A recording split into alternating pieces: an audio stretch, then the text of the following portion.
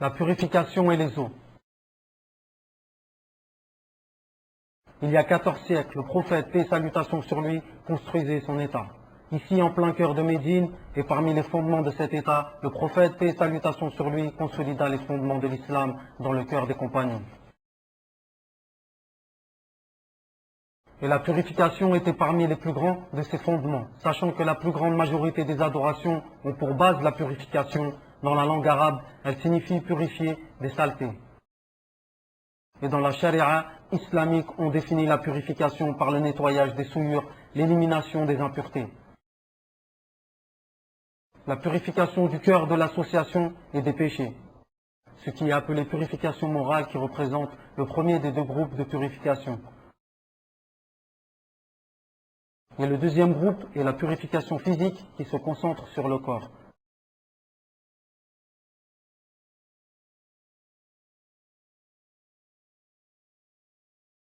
Pour purifier le corps, il faut se délaisser des impuretés et des souillures externes. La souillure implique ce qui prive le musulman des adorations qui nécessitent la pureté, telles que la prière. Le tawaf.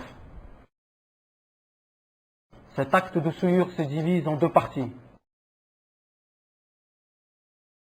Acte de souillure mineur, qui nécessite les ablutions, telles que l'urine, les sels et tout ce qui annule les ablutions. Les savants sont unanimes que l'on se purifie de cela par les ablutions, comme dans le verset suivant.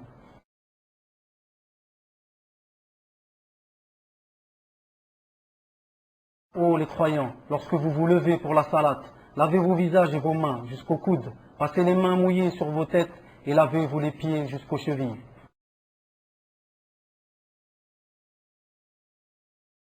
L'acte de souillure majeure, c'est celui qui oblige le bain rituel, tel que la grande souillure, janaba, la menstruation. La purification de cet acte doit se faire par le bain rituel. Allah exalté soit-il a dit. Et si vous êtes en état d'impureté majeure, alors purifiez-vous. Le deuxième groupe des purifications, qui est la purification de la souillure, et par l'élimination de la souillure sur le corps, et les vêtements, et les endroits. Allah dit dans un verset, et tes vêtements, purifiez-les. Et dans le hadith, le prophète, paix et salutations sur lui, a dit, si l'un d'entre vous vient à la mosquée, qu'il regarde s'il voit quelques saletés sur ses chaussures ou bien une nocivité, alors qu'il les essuie et qu'il fasse la prière avec ses chaussures. Pour purifier ces impuretés, il est impératif d'utiliser de l'eau.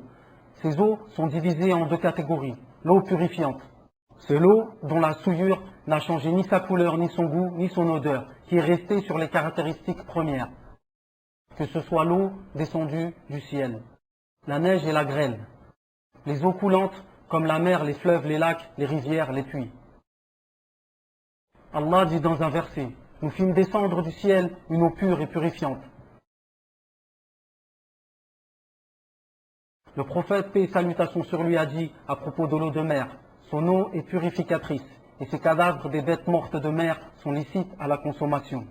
Il est possible que l'eau purifiante soit utilisée, comme l'eau qui retombe lors des ablutions ou de celui qui est en train de faire le bain rituel. Et si l'eau purifiante a été mélangée avec des choses pures, comme des feuilles d'arbres ou du sable, ou que la quantité ne soit pas énorme, il n'y a aucun mal à cela.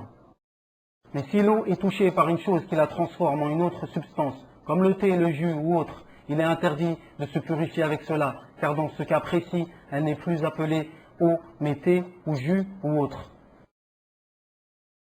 L'eau peut également rester purifiante si elle est mélangée avec une infime quantité d'impuretés, et que l'eau ne change pas dans ses caractéristiques.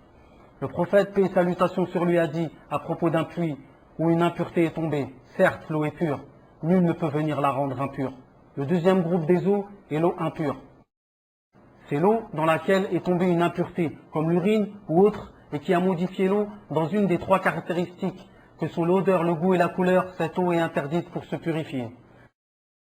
Si une personne doute dans l'utilisation d'une eau, si cette eau est pure, il la considère sur une base pure. Et s'il doute sur une chose impure, il la considère sur une base impure.